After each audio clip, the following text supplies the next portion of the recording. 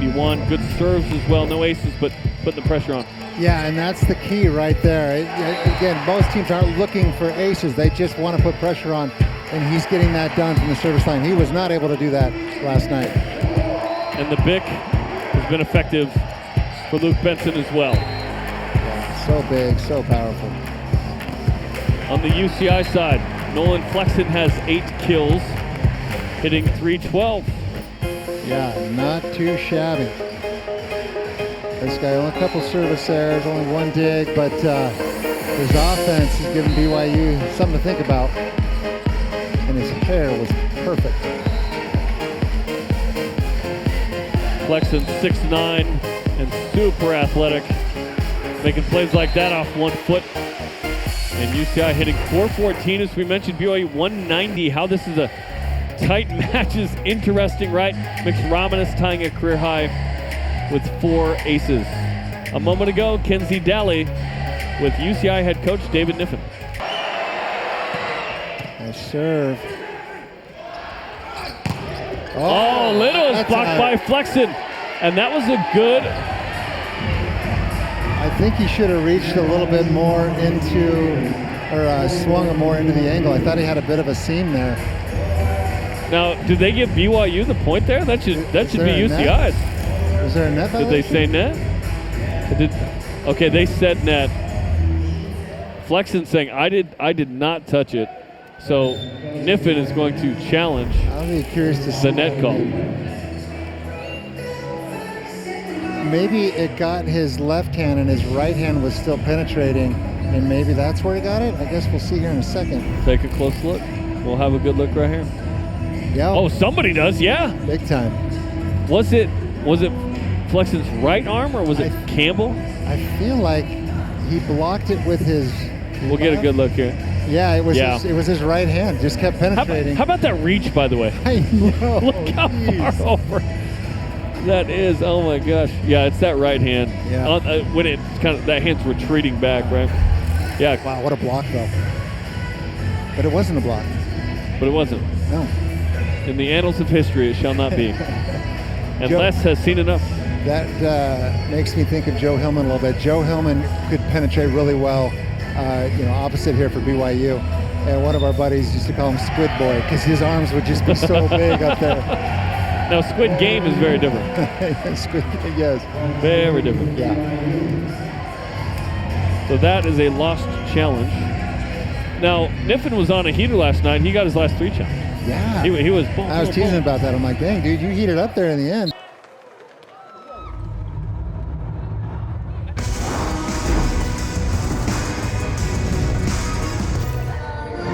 This is the Big 12 now on ESPN Plus, a Saturday matinee of NCAA women's basketball from the Marriott Center in Provo, Utah. It's Kansas at 7-6 in the Big 12, taking on the BYU Cougars at 5-8 in those same Big 12 conference standings. Wherever and however you're connected, great to have you with us. I'm Spencer Linton alongside Kristen Kozlowski. Here are a couple of teams positioning for the quickly approaching conference tournament and both playing really well. The Jayhawks have won 4 of their last 5. BYU is also on a 3-game win streak. Well, these two teams met back in January 31st. It went in favor of Kansas, and the big reason why is because who they have inside. Tiana Jackson is a handful at 6'6". She has great length in there, uses her angles well, runs the floor like a gazelle, incredibly quick. And this is a player that was a handful against BYU. She put up 25 points, 22 rebounds, had 5 blocks in her best game of her career. She is leading the conference in blocks at just over 3 per game. She needs to come out and have another monster game. How about those numbers against BYU? 25 points, 22 rebounds. Lauren Gustin, a huge part of why BYU is now finding their stride. The queen of rebounding in the NCAA has led BYU to not just 3 straight wins, but back-to-back road victories. Well, she's led the nation in rebounds per game for 2 straight seasons. She's consistent in there, great footwork, runs the floor well. She is a workhorse inside, 24 double-doubles on the season, earned her player of the week in the Big 12 for her performance last week where she put up 22 and 18 in their 2 wins over Baylor and Cincinnati. For more on this matchup today, we welcome the 3rd member of our broadcast team today, Brett Hammond. This 3-game win streak for BYU has really begun to set them apart in the conference. They're the only Big 12 newcomer with a 3-game conference win streak and the only Big 12 newcomer with a ranked win this season. Kaylee Smiler was asked about this 3-game win streak and what's different about it after the win against Kansas, and she said, we've just created a really good habit of coming into every game knowing we haven't earned anything, and every night we have something to prove. Thank you, Brett. Those win streaks collide here today in Provo. Again, Kansas winners of 4 straight, 5 of their last 6. BYU got the 3-game win streak going, including a home win over then 18th ranked Baylor to really jumpstart this BYU team. Zakiya, you shot 9 for 11. You missed 2 shots. Did you know that? And how were you feeling with that hot hand throughout this game? I didn't know that, and I was just being aggressive. My coaches, my teammates, they kept telling me to be aggressive, get in the lane, create for myself, and create for others. So that's all I was trying to do. It seemed like it was a lot of dribble drive to this left side of the rim for you tonight. What is your role on this team? Just to be aggressive, be a veteran leader, insert myself, when needed. So that's pretty much it. So yeah. This is the 6th game in a row that you've now won in the Big 12. It's hard to get wins in the Big 12. What is rolling so well for this team? I just think we're clicking on all cylinders right now. We have more things we could work on, but right now we're just gelling together at the right time. So I would just say that. What do you want to work on as you head to Baylor next week? We got a couple things we could clean up and learn from this game. So honestly, after we watch the film session, we'll have a lot to talk about. But honestly, right now, we'll just enjoy this win. So thanks, Zakiya. Nice game. Thank you. Zakiya Franklin dialed in. You can see the calmness, the poise that she has about this game and want to celebrate the wins, but she's on to the next knowing, hey, we're not where we want to be. We have to keep improving, but I was so impressed with her ability to manufacture offense. It came down to guard play for Kansas in this one, and they got it done. Once again, the final score from Provo, Kansas 70, BYU 62, a career day for multiple players at the Marriott Center, but it's the Jayhawks who extend their win streak to 5 and end the Cougars at 3. For Kristen Kozlowski, Brett Hammer, and every member of our outstanding crew, I'm Spencer Linton saying goodbye from Provo. This has been a presentation of ESPN Plus and the Big 12 Now. We'll see you next time. Whiting will bounce inside. Gustin, reverse layup is good. 32 points. That is a new career high for Lauren Gustin. She's got 32 on 13 of 17. She's only missed 4 shots in this game. Extreme. From the Marriott Center in Provo, Utah, it's halftime. BYU with a surprising 35-21 lead on 18th ranked Baylor. It's National Women in Sports Day. Several of the high-achieving teams at BYU being honored right now. What a great day. And it is our privilege to be able to broadcast and watch such high-level women's sports in the Big 12 Conference specifically.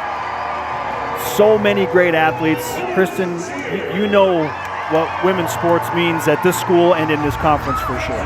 It's so important as we got the basketball team. They're flying over us. Things just flying at us and over us. Whatever. Hey, you got to be aware of it. I'm so impressed with women in the Big 12 and what they've been able to do, as you mentioned, and it is so fun to watch, and it is so inspiring for the younger girls coming up. Look, we caught one. There's a basketball. I don't know if you caught it or You got a souvenir. More of it just hit me and carried into you. That said, collect ourselves some composure and look at some first half highlights. Baylor didn't have many offensively. Bears only made 7 shots overall. They shot 22%. 7 of 31, but Yaya Felder did give Baylor a much-needed spark off the bench with 8 points. Oh, she was incredible and scored in a variety of ways, and she came out explosive, ready to go. She brought a lot of energy for Baylor. And BYU's Lauren Gustin profiled her as the impact performer to watch. She lived up to the billing. A double-double in the first half, Kristen. 14 points, 10 rebounds. We're showing 9. We've got 10 on our official stat sheet. She is incredibly consistent for this BYU team. She's on a mission as a senior to play her best basketball, and boy, is she doing that, and just continues to be a force on the defensive and offensive side of the ball. Again, there you see the women's athletes and teams being honored at midcourt as we look at the first half stats. I mentioned the 23% for Baylor. BYU and Baylor took the same amount of shots, 31. Cougars made 14. Baylor made 7. Therein lies the difference, and is the reason BYU leads by 14. But how about the points in the paint, Kristen? That, to me, is a shocking difference. Plus 16 in that category, and it just shows you how the game has been going. The BYU has been able to score more efficiently around the rim, and this Baylor team has really struggled to finish. Although they've been able to penetrate off the dribble drive and get inside, they're not finishing at a high rate. You have to think that a breakout is going to happen early for Baylor. They will be motivated coming out of the halftime locker room. Great basketball game we have on National Women in Sports Day from the Marriott Center in Provo, Utah. We'll be back with more from our Big 12 showcase in just a little bit.